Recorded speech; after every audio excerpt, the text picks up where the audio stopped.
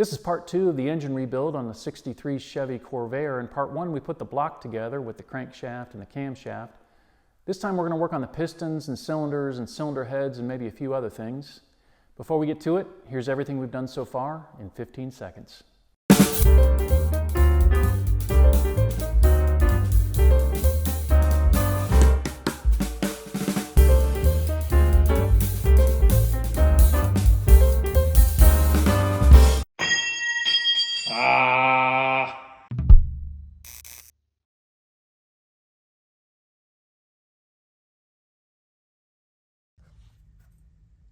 I bought new pistons for this engine, got them from Clark's Corvair. They have a service where they'll actually fit the old connecting rods onto the new pistons, so I took advantage of that.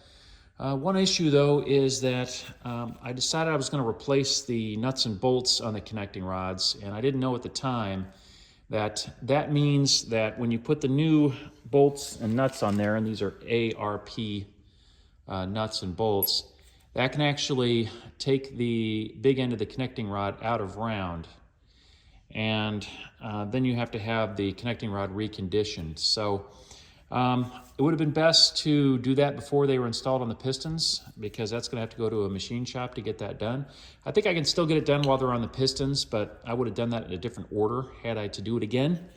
In the meantime, what I'm going to do is I'm going to go ahead and check the roundness with the old bolts on them to see how they change when I get the new bolts on. So I've got a dial bore gauge. We'll check that out and see what we see. This is my first time using a dial bore gauge. I think I got it figured out. There's lots of places to tell you how to use these things. Basically, we're going to zero this out at its smallest point as we rotate through the bore of this big end of this connecting rod. And as the needle goes this way, that means it's getting smaller. And when it's at its smallest, we know we're measuring the actual inside diameter. So what we're going to do is we're going to zero it out at that point. And when it goes up to the zero and then goes back down again, we know we've zeroed it out at the smallest diameter, which we'll call that the 0 point here. And so what I want to do is I want to then measure it horizontally on either side of the parting line to see how different it is. It's about 2.5 thou larger on the horizontal axis. It's okay to be larger. You don't want it to be smaller to where it's squeezing on the sides. All right, that's that side of the parting line. Let's check the other side of the parting line. Looks like it's running about 2 thou under in this dimension. So when we put the new bolts in there, it tends to oval it out a little bit, and these will have to be reconditioned, and we'll check it again when we get it back from the shop.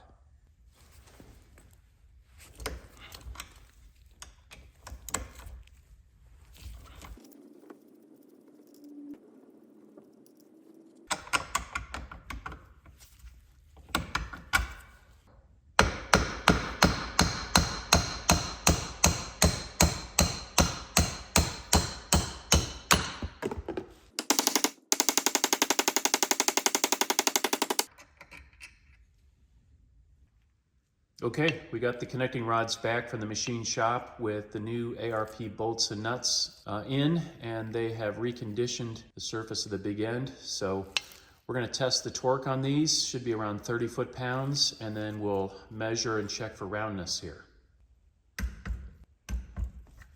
Right on 30. Okay, that's zeroed in the vertical. We'll check it here. Perfectly round. Check it here. Okay, just slightly larger. That's 1/2 thou larger, which is what we want. So the roundness is good. Now let's just take a measurement.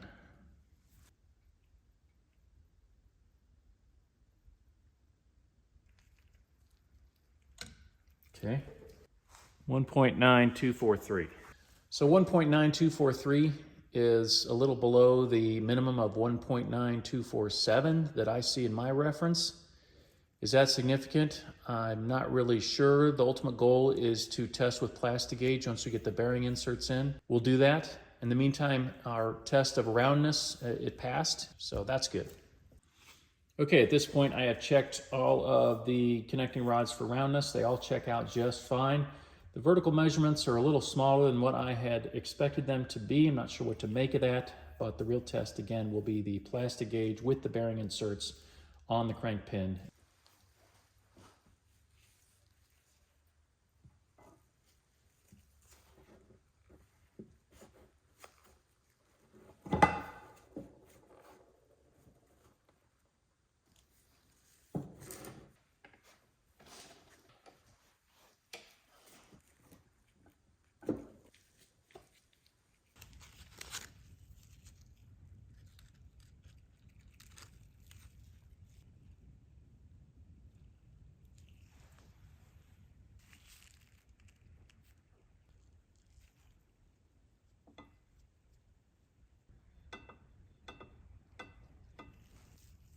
Number stamped one here, number stamped one there.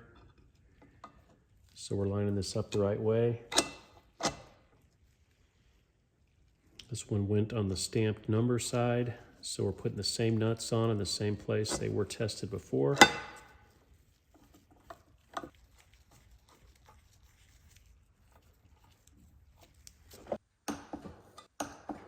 Now we'll take that cap off, see what the plastic gauge measures at.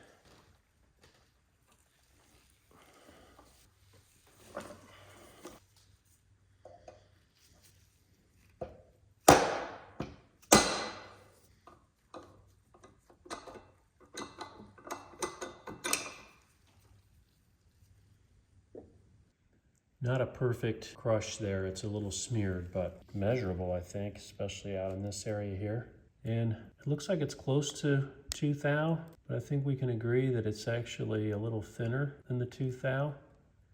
But it's definitely under 2 thou in this area, but I think that's because it got smeared and so you can't really count that. Okay, I just ran that test again on the same crank pin just to see if I could get a better result. And I do think I got a cleaner result here. And with this one, I think it's pretty clear that we are between 1 thou and 2 thou now.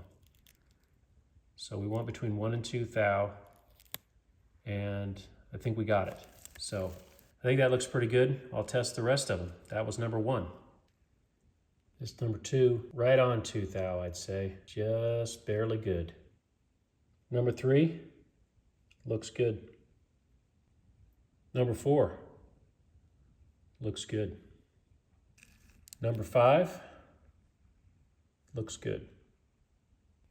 This is number 6. A lot of the plastic gauge material stuck to the cap, so I didn't get a good impression there, but I think we can still see that it's just below 2 thou, and I think that should be fine. These are brand new cylinders that I got from Clark's Corvair, and as you can see, they're full fin cylinders, so the fins include the part where the block studs go through, and as you can see, they got great cross hatching in there. So these are ready to go. We just want to measure the bores to be sure. And I'm going to zero this out. It's already pretty zeroed right there. And if we go down, still zeroing.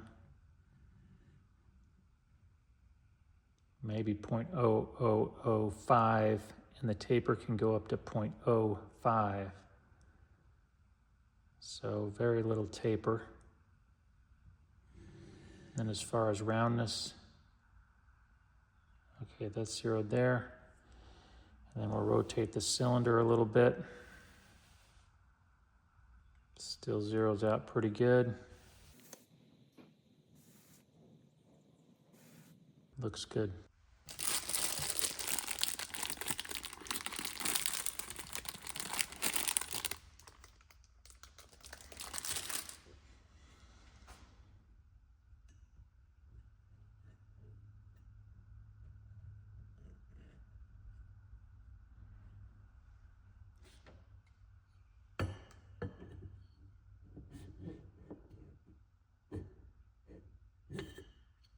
It's important to measure the ring gap. These are standard rings and standard cylinders, so they should go together, but we're going to check anyway. The shop manual says that the gap should be between 0.01 and 0.02 inches, but that The engine operation will not become seriously affected if ring gaps do not become greater than 1/32 of an inch, which is about 0.031.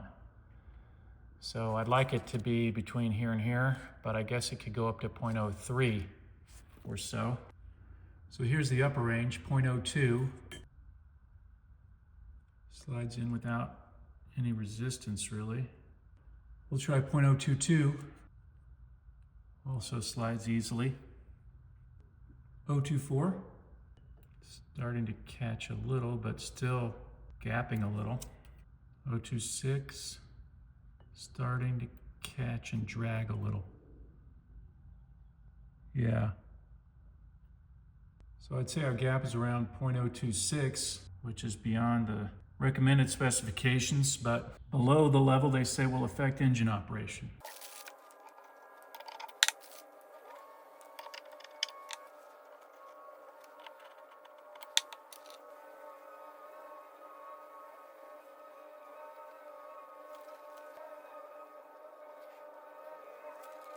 So there are two compression rings on these engines, one in the top, one in the second position, and then in the third position is just oil control rings.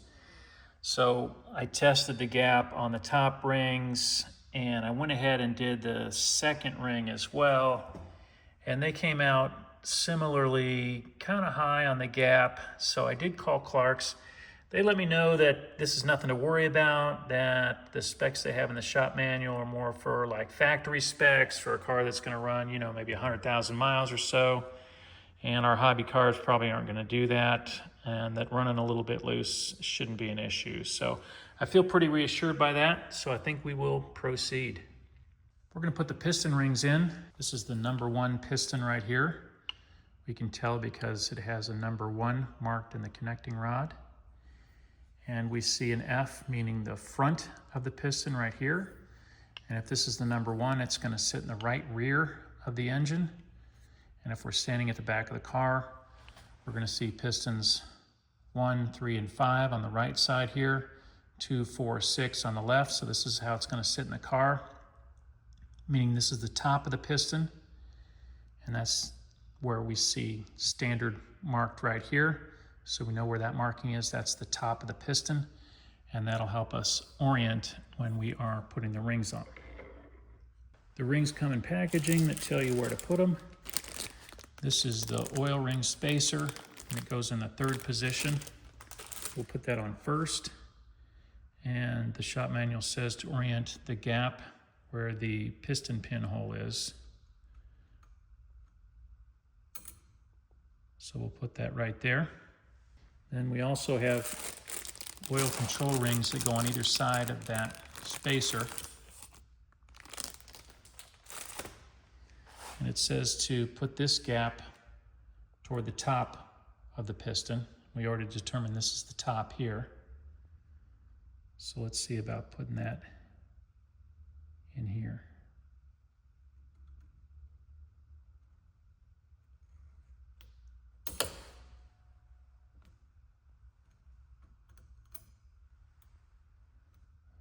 All right, I think we did that right. And then I want to clock the other control ring, which goes in the bottom. I want to put that far away from this gap, so I'll put it over here.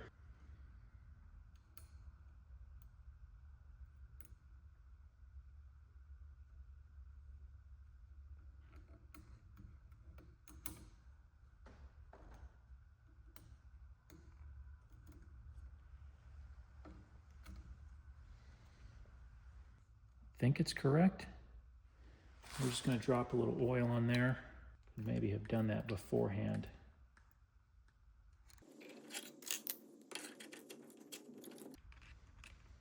Put a little more oil in these gaps.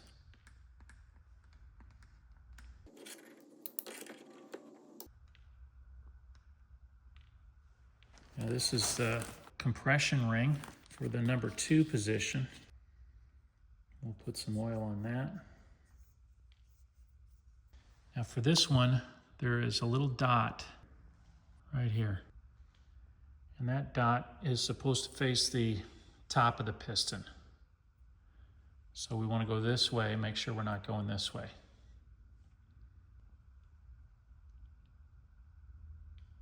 Now for this, we're going to go 90 degrees from the other ones.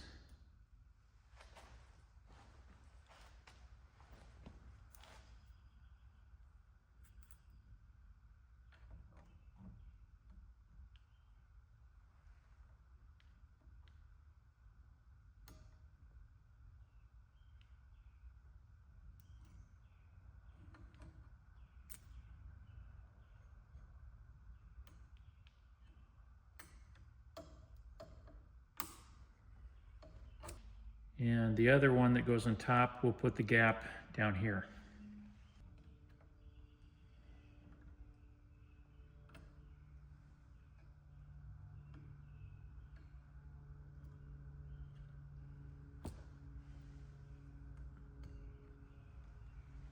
The shop manual says we should check the gap above and below the compression and oil rings. So our lower limit is 0012. And an 0015 fits in there. So it's not smaller than 0012, so that's good. Just need to make sure it's not bigger than 0032. So here's 003.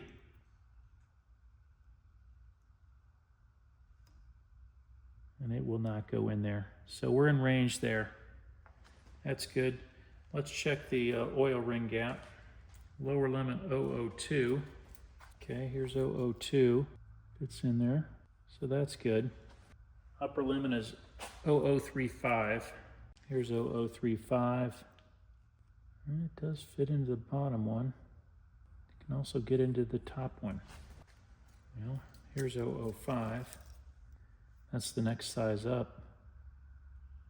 And that's not going. It'll go, but you have to force it in.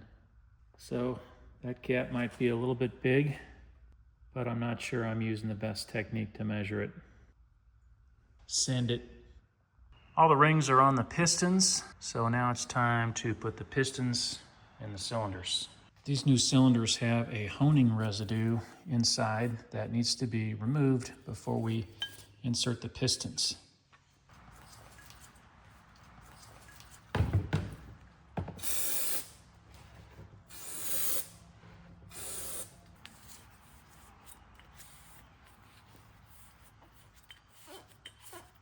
To get the pistons to fit down into the cylinders, you have to squeeze the rings. That's why I got this 4-inch piston ring compressor. Let's see how it works.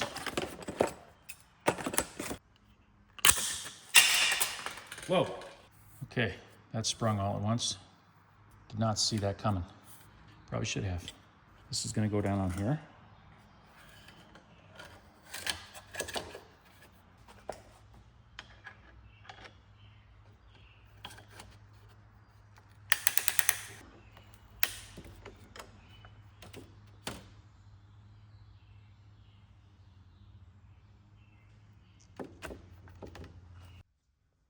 Now, it would seem to me when putting these pistons into the cylinders, it would make sense to have the connecting rod, sticking up out of here and pushing them in from the underside of the cylinder so that the face of the piston can just slide down in there.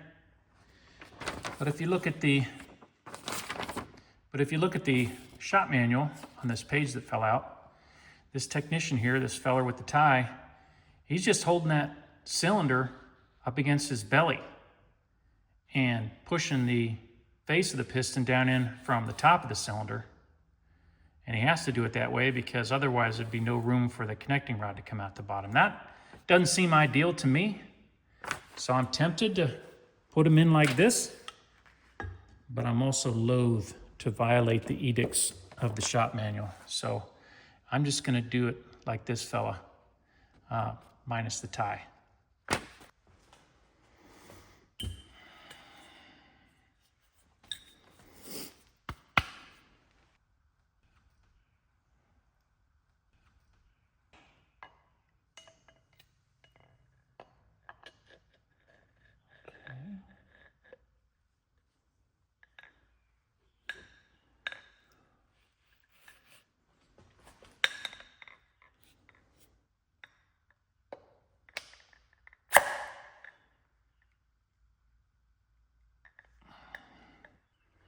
Yeah, see, bands here are overlapping on that ring.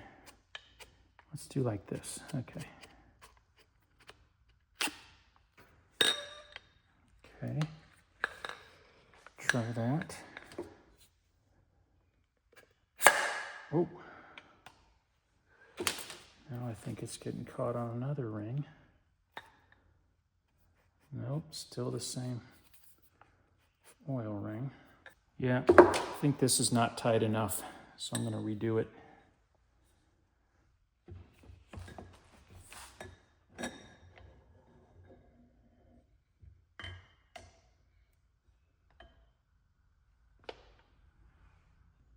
Okay, I reversed the orientation of the ring compressor so that the leading edge is down here, and I can tighten from up here. I don't know if that'll make a difference, but it seems like maybe the sleeves of it are lined up a little bit better instead of overlapping weird.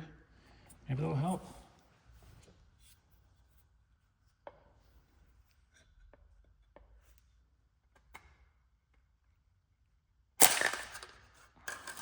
Well, how about that?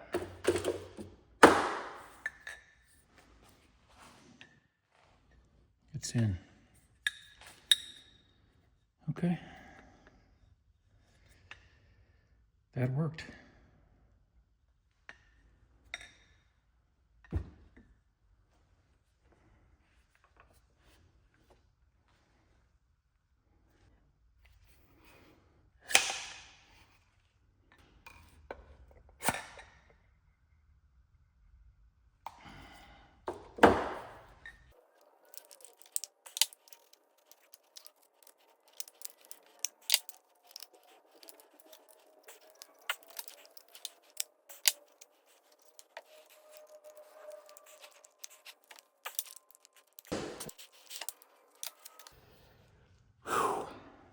That's not easy.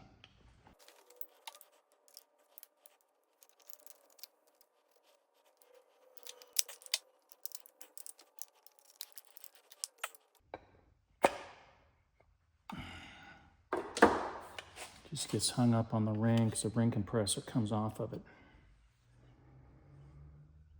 This is what we call disappointing. You got one in there, no problem. Okay, I got another one. I had to work off camera a little bit. It's getting a little frustrated, but I think I might have figured something out. Let's try the next one. Before I move on, I'm just double checking my work here. And one of these pistons, I put that second ring on upside down. This little dot's supposed to be on the top, so I'm gonna have to redo this one. Glad I caught it. Go.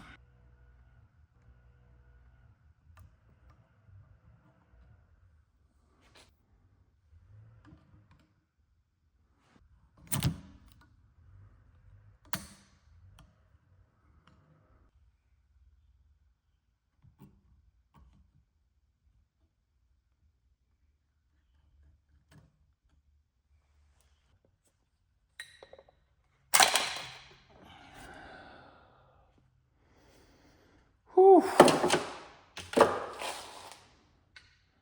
That is not easy.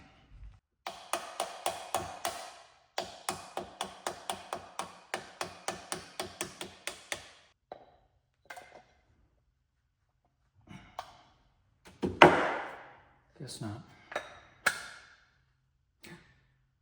It is on there.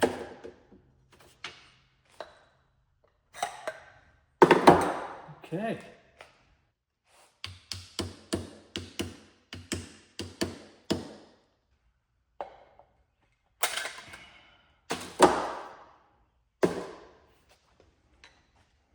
What I think I've figured out is that it's really important to tap the ring compressor into place so that there's no overlap on these, and that seems to help.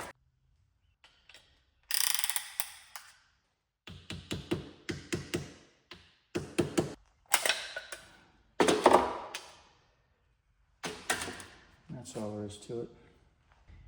And we're done. I thought I was going to put the cylinders and heads on while the block is on the bench. I just thought that would be more stable.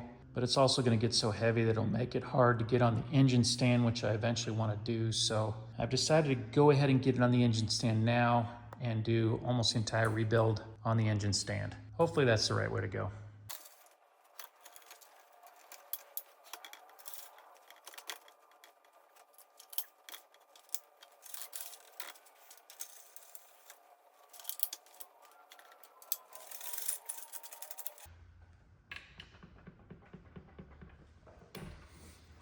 I tried my best to clean this bell housing, but I still wasn't too happy with it, so I took it into a place called Rahal Performance here in town, run by a race car driver named Graham Rahal. And they do all sorts of things with cars, and they have a vapor honing machine. And I had this and a few other parts vapor honed to get them really clean. And they were kind enough to demonstrate it for me, and I took a quick video of them shooting one of the air baffles, the cylinder air baffles, and it was pretty remarkable with just a little bit of blasting how clean the metal came out. I took those cylinder air baffles and sent them off to get electroplated to prevent them from rusting because they're made of steel, stamped steel.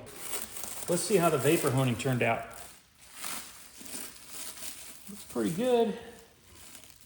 Vapor honing is kind of a cross between bead blasting and pressure washing, using a combination of water and blast media. And I like it. It gives it kind of a silky look to it. You know, they might have missed a few spots in there. Not real important anyway, because that's going to be up against the engine like that. It's nothing we'll really see. I guess I was hoping they'd get all that little stuff in there that was hard for me to get to. But overall, I think it looks great. Now, before we put it in, we've got to put this new seal in. Instructions say to put oil on the outside and grease on the inside. So let's do that.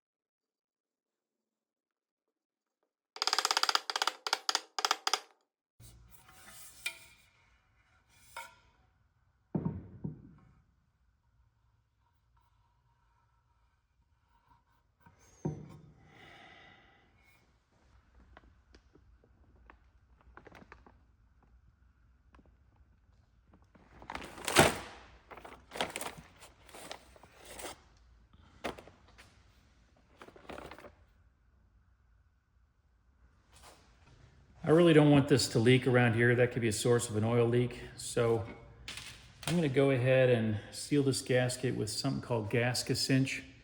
I heard good things about it. See if it helps.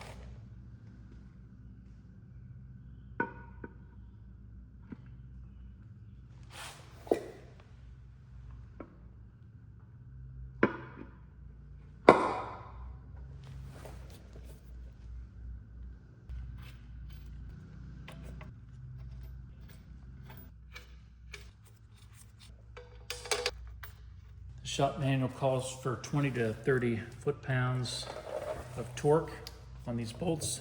I'm just gonna go with 28. I figure it's not the max, but it's close.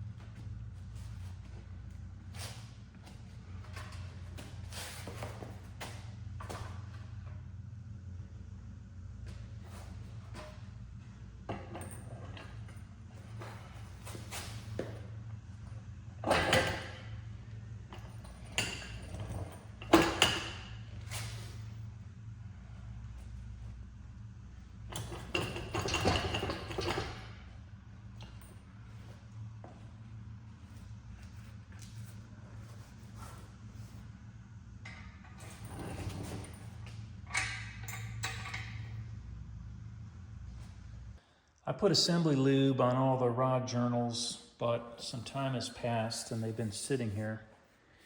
And I'm not sad about it because I think it's protected the journals as it sat here in the garage, but I also think it may have collected some dust.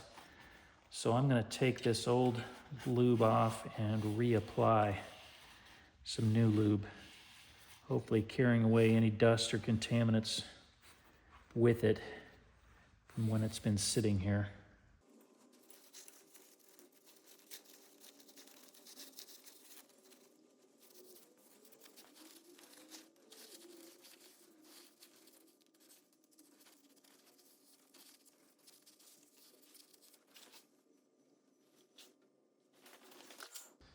These are the 6 cylinder gaskets that go between the cylinders and the engine block.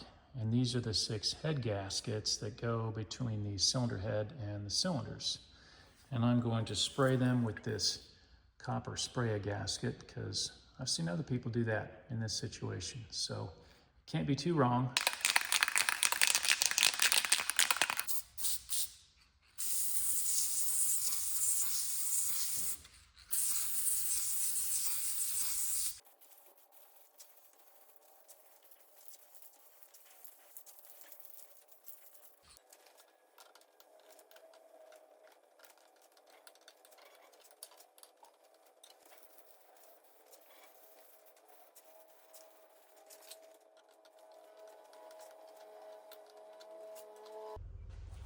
And when we first put the cylinders onto the block, we need to hold them in place before such time as the cylinder heads go on. So we need these little tubes that'll slide over the block studs, and we can put nuts over there to hold the cylinders up against there when we're connecting the connecting rods to the rod journals.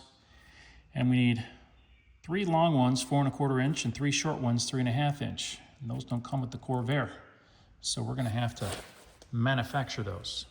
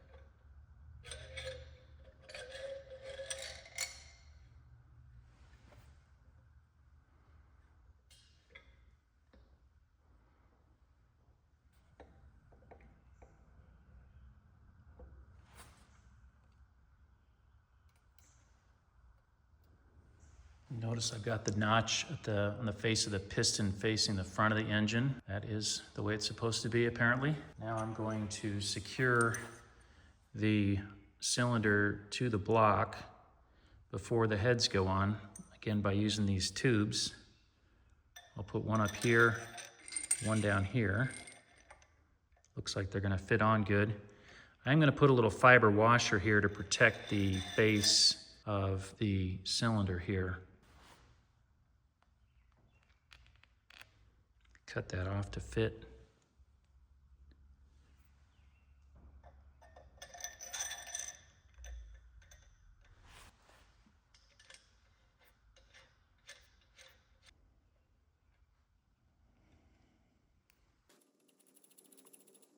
Okay, I'm going to tighten these down, maybe just like 20 foot-pounds of torque.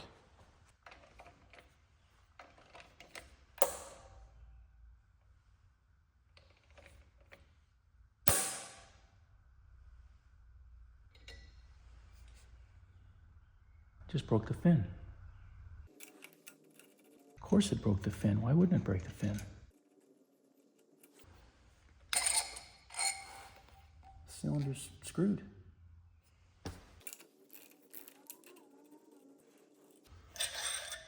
It's bent.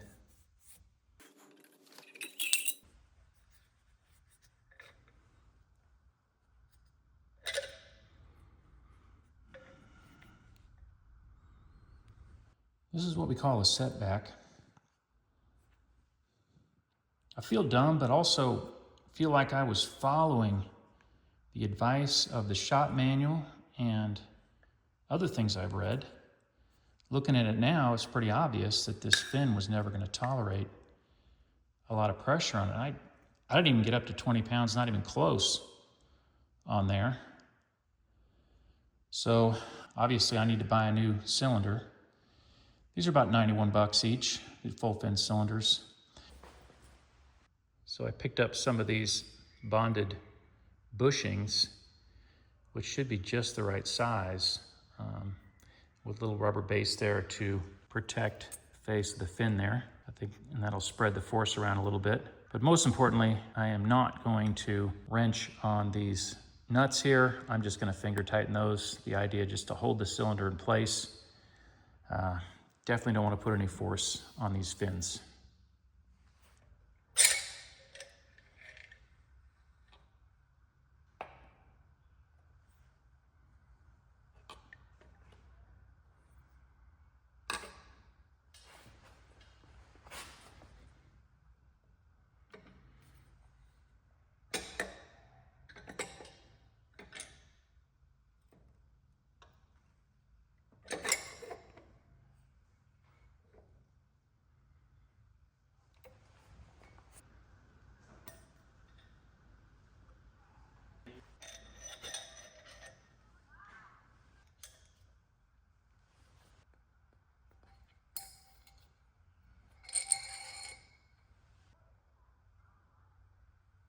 Okay, finger tight there. Now we can move on to putting the connecting rod caps on.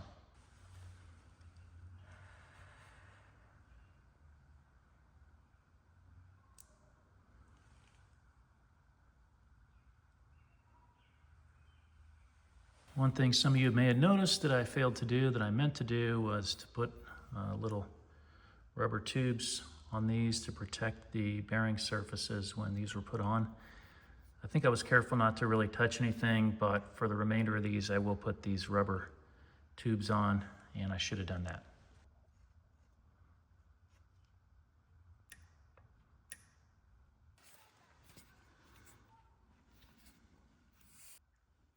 This is number 3 marked right here. Number 3, 3 there. This is the 3 position.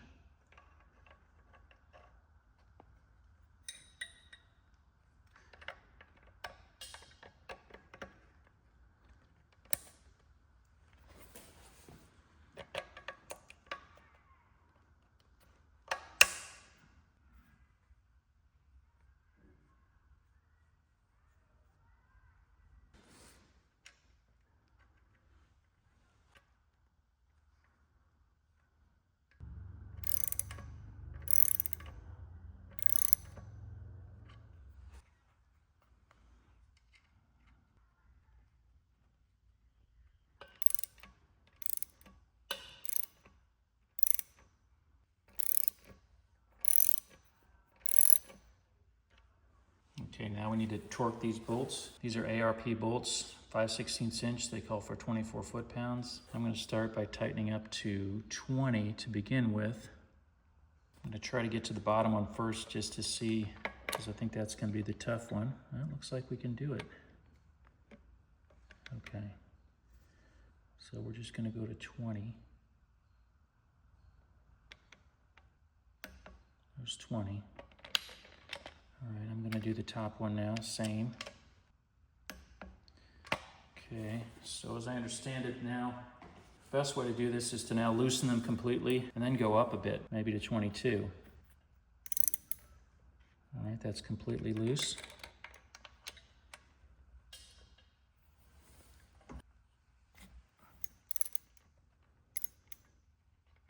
Completely loose. Now we'll go up to 22. 22. 22. Now we'll go up to our final torque value of 24.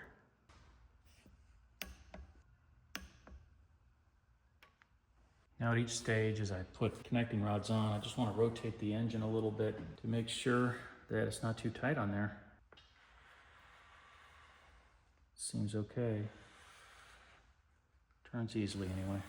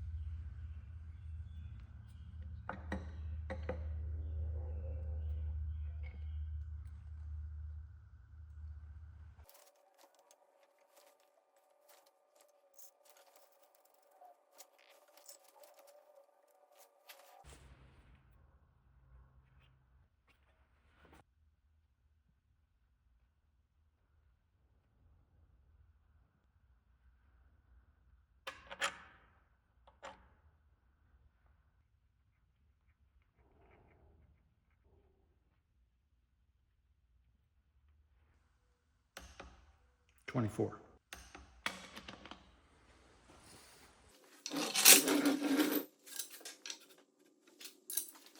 I rigged up a way to turn the engine by hand a little easier. It's kind of hard to crank on this thing, especially with these sharp gear teeth here. So I've got the little bolts from my harmonic balancer remover set and the crank pulley. And what I can do is just set that on there when I need it. Just a little bit, just enough. And then just take a crowbar and rotate the engine easily enough.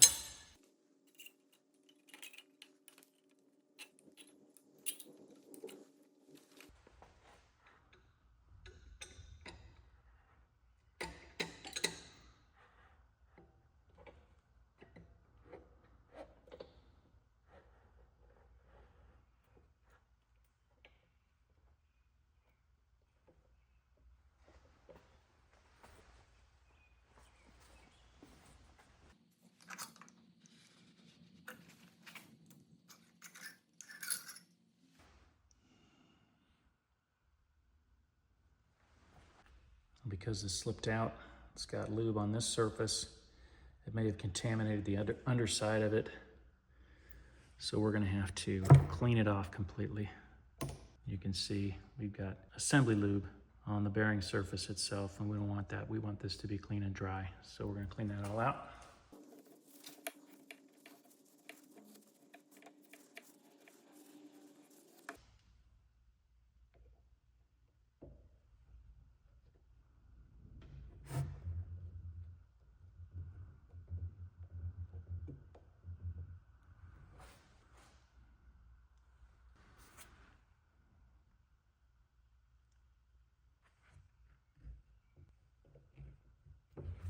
All right, I've been doing some thinking about this, and I think the way to put these in is to make sure that the connecting rod doesn't move on its journal at all until you get the cap on.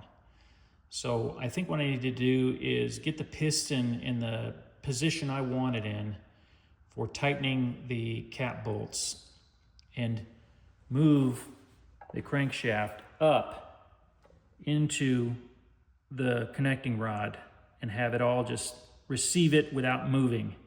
Get the cap on, be done.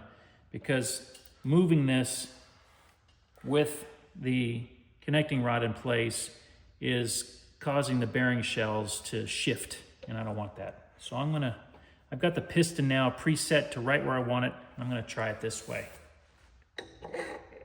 I'm just gonna rotate the crankshaft into position.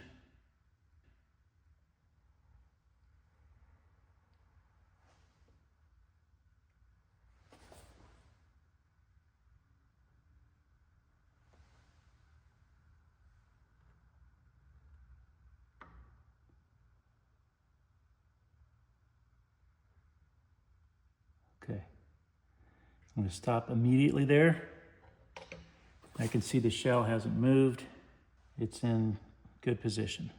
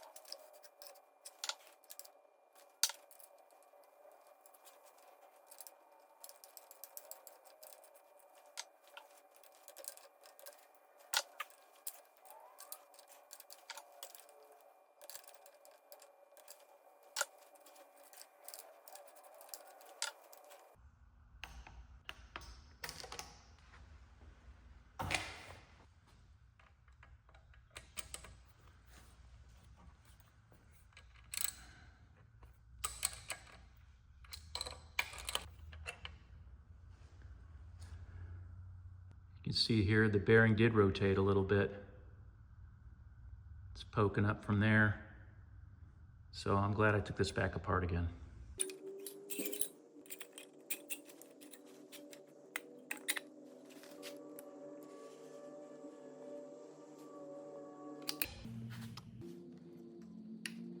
One thing I just realized is I don't need to put the ARP lube on these rod bolts until after I put the caps on. And that'll help prevent contaminating the other surfaces with that ARP lube, which I'm not sure is great. So I'll put the cap on first and then lubricate the exposed threads.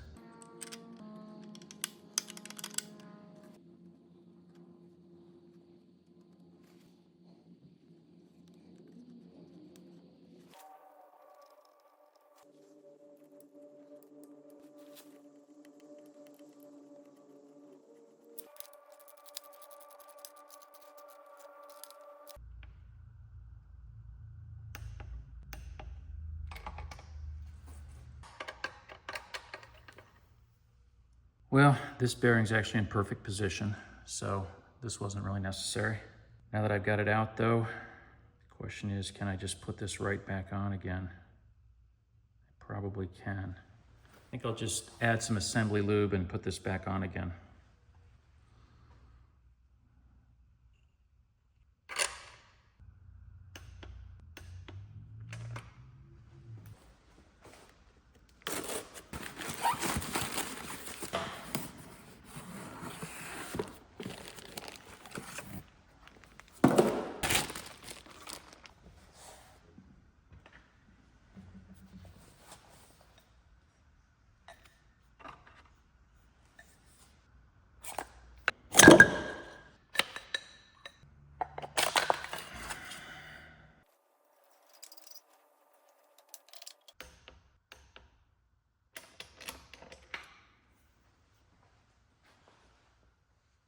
I just did a little double checking on things, and these ARP rod bolts and nuts should be torqued to 30 foot-pounds, not 24.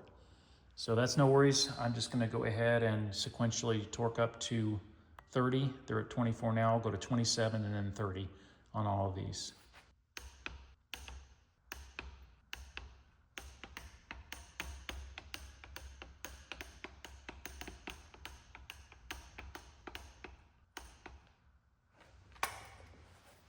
Now that we got the cylinders installed with the pistons connected to the crankshaft by the connecting rods, we need to check one more thing.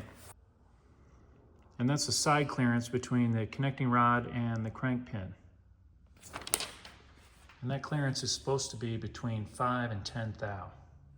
Here's 5 thou, which is the minimum clearance. Slides in easily. Here's 10 thou, which is the maximum.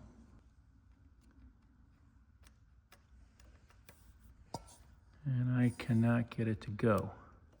So we know we're okay. We're somewhere in between 5 thou and 10 thou, which is where we're supposed to be. Let's get a little more precise. Here's 7 thou. No go. Here's 6 thou. And that goes in easily. So we're somewhere between 6 and 7 thou, which is a good clearance. Let's check the rest of them. Number 2 is right at 5 thou. 6 thou won't go in, so barely at the minimum clearance.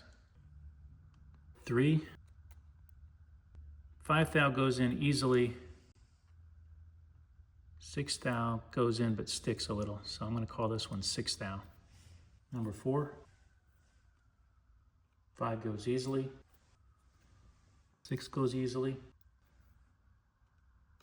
7 thou goes. 8 thou really sticky. So somewhere around 7 thou on number 4. Number 5, 5 thou, 6 thou, 7 thou, 8 thou, 9, just getting kind of sticky. 10, that's our maximum, and it won't go. So this has the widest clearance at around 9 thou, it's still within spec. Number 6, 5 thou, 6 thou doesn't want to go. If it goes, it's very sticky. So around 5 to 6 thou on that one. So, good. All our rod side clearances are within spec. It's about time to put the heads on these cylinders. Before I do that, one thing I want to do is make sure I know where top dead center on the number 1 piston and the compression stroke is, so that when I put the distributor in, I'll easily find that.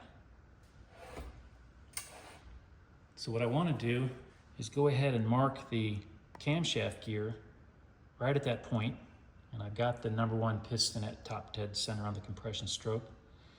And whenever I want to find that, I can look here, at least as long as the oil pan is off, and I can leave that off until I got the distributor on, and I'll always be able to find that point. So I'm going to go ahead and mark this. Best thing would be an oil-based paint pen, but I don't have one right now, so until I get one, I'm just going to mark with a good old Sharpie.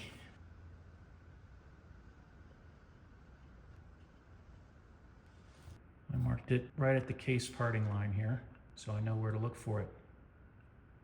Here's one of the rebuilt cylinder heads. I sent it to a place called Corvair. A gentleman named Michael Levesque does Corvair work specifically.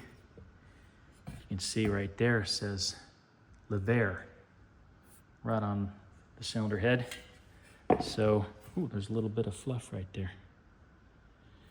I'm gonna have to hit this with a little compressed air, make sure to get all the last little bits of dust out of there. But I think these are well built. This gentleman seems to know a lot about things like how to prevent drop seats and so forth and the way he does things. So I'm hoping this turns out to be a nice, reliable cylinder head on both sides. When these cylinder heads went to the shop, they got cleaned pretty well. Not perfect though. There's still a little bit of areas here. I'm not gonna worry about most of it, but these seats here have a little seal where the block studs go through to prevent oil from the valve train from leaking out of the engine. And they still have a little contamination in them if you look closely. And I want to make sure that that area there is as clean as I can get it so we don't have any oil leaks. So I'm going to work on that a little bit with the Dremel tool.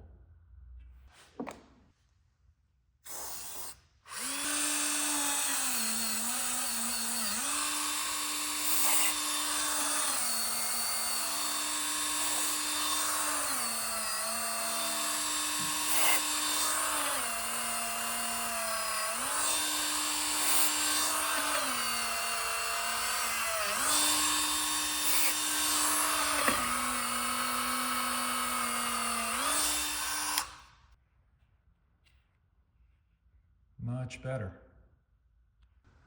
These are the little head gaskets. You see the flat side is supposed to face the cylinder head. I think that means this side. The other side, maybe not so flat.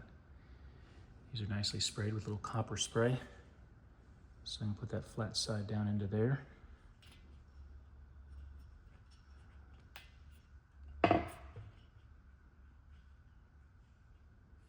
It's nice and snug.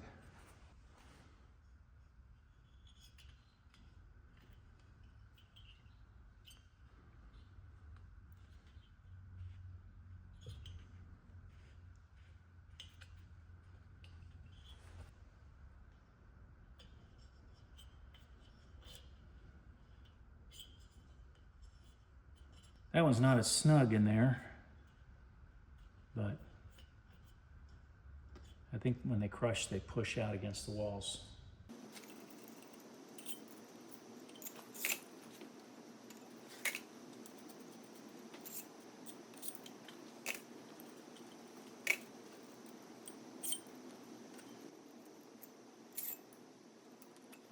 Before we put the cylinder heads on, we need to put these air baffles back on over here. We got to do it now because they go in between the cylinders and the push rod tubes. You can't put them in after those go on. So if you forget that, you got to take everything apart again. Now, when I first took these off, if you recall, they looked like this. I had one that has a hole in it for a vent tube. This is for the wrong model. So I think this engine's been into before. Somebody got into it. Because they put the wrong baffle on there. So I got another baffle, and then I couldn't get these clean to my satisfaction, so I had them vapor honed, and then I had them metal plated because I didn't want to paint them with paint that would emit fumes and get into the cabin. So I had them electroplated, and just for fun, I had them yellow zinc plated. And they came out looking pretty spiffy. Pretty cool, I think. Not original, but I think it'll be good rust protection for these things. And although they won't be visible for the most part under the engine there, they'll look nice and they should last. They're held in by these little clips.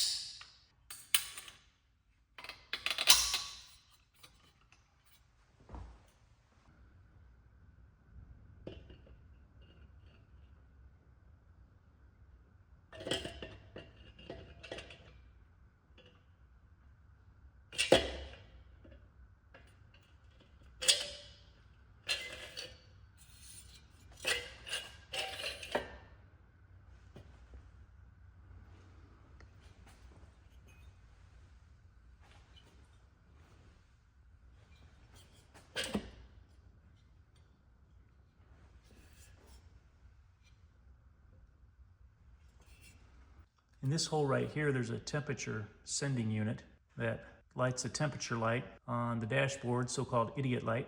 And here's the old one. It's broken. It's supposed to have this little tab on there. So I bought a new one, new gasket, ready to go.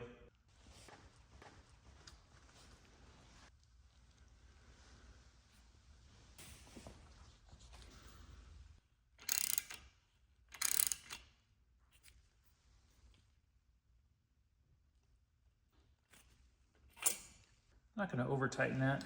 It's not something that's going to be under a lot of stress. I don't want to strip the threads, so it's good. Nice and snug.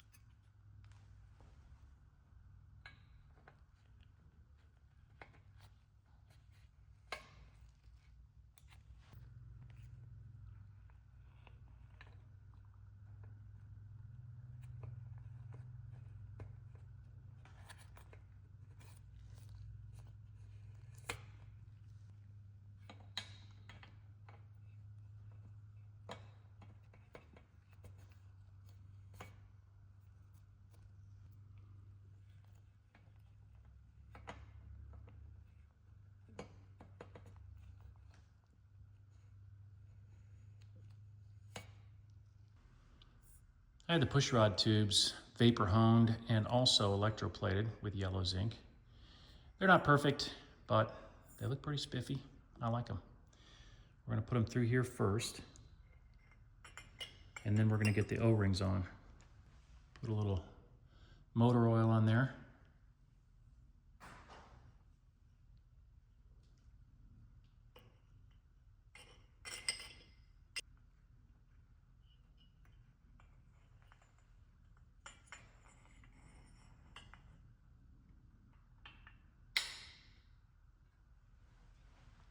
Now we're going to take a socket that fits right into the top of this, and we're just going to tap it in the rest of the way.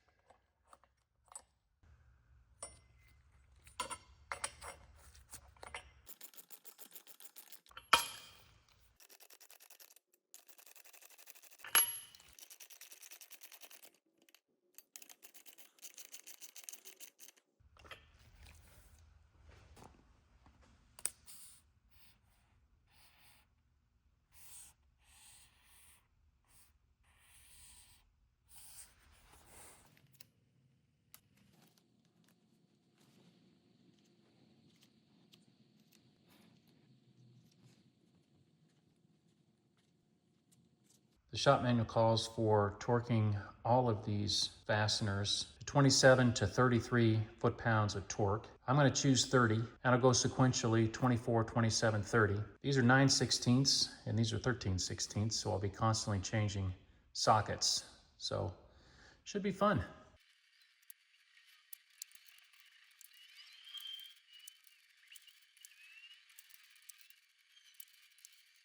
That was 24, now I'm going to 27.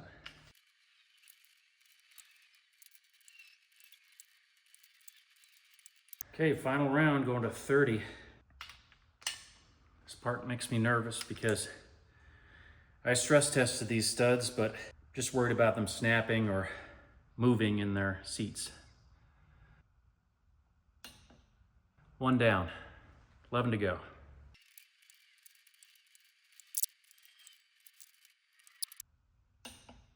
Here we go. Done.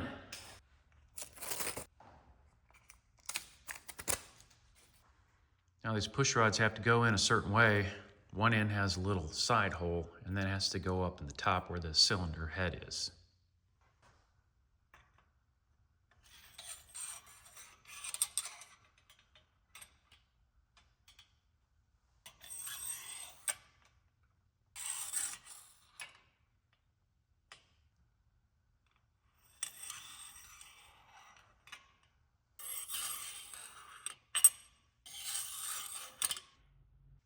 I got new rockers and new balls and nuts. Before we put them on, we need to lubricate the rocker studs with some lube, and I'll use the ARP lube.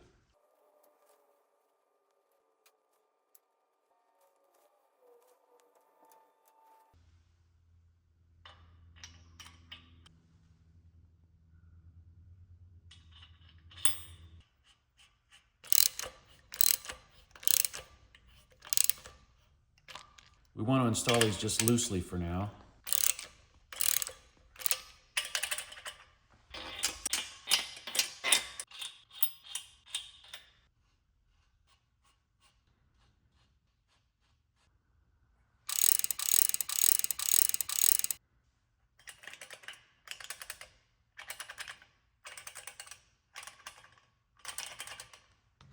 Clark sells these acorn nuts that you can use to protect the ends of the studs.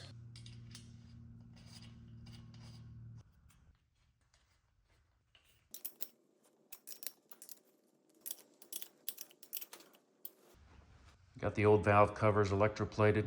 They weren't perfect to begin with, but they look better now, I think, and they're protected from rust. I'm gonna go ahead and throw these on the valve train just to protect it while it's sitting. I got a new gasket in there.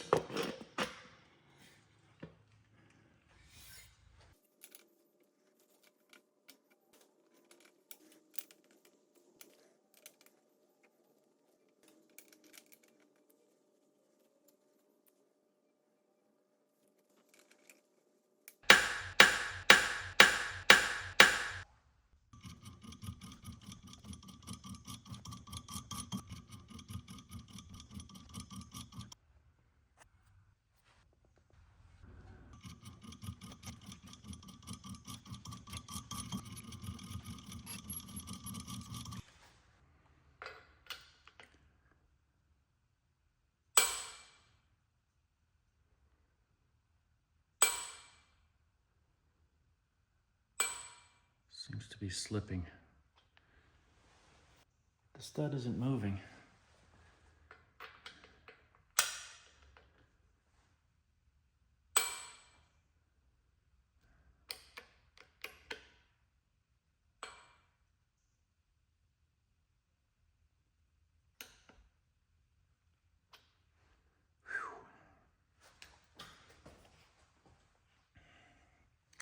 guess it's okay.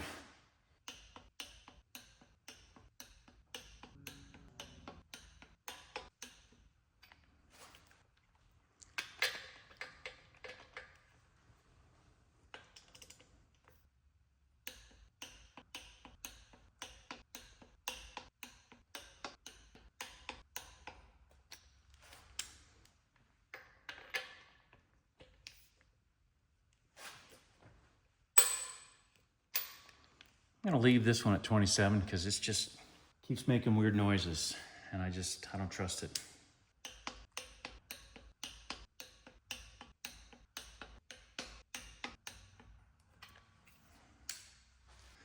Done.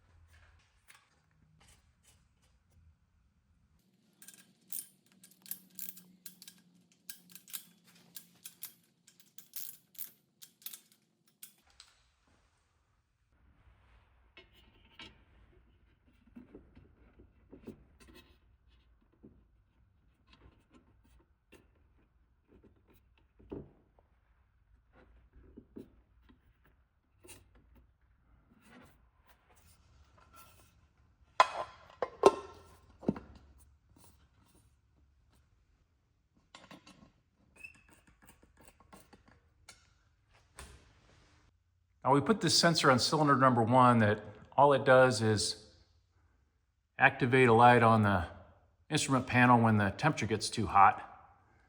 But there's also a sensor right here that sends the actual temperature that's measured on the instrument panel here. And we still need to put that in. Here it is, looks like a little spark plug. It's seen better days, but they don't make replacements. So I have to clean this up and reuse it. I was able to get a new gasket from Clark's, and I suppose the wiring will be replaced with the new wiring harness, so hopefully this will still work. Well, it actually cleaned up pretty nice. It really does look like a little spark plug. Let's throw it in. Here's the new gasket.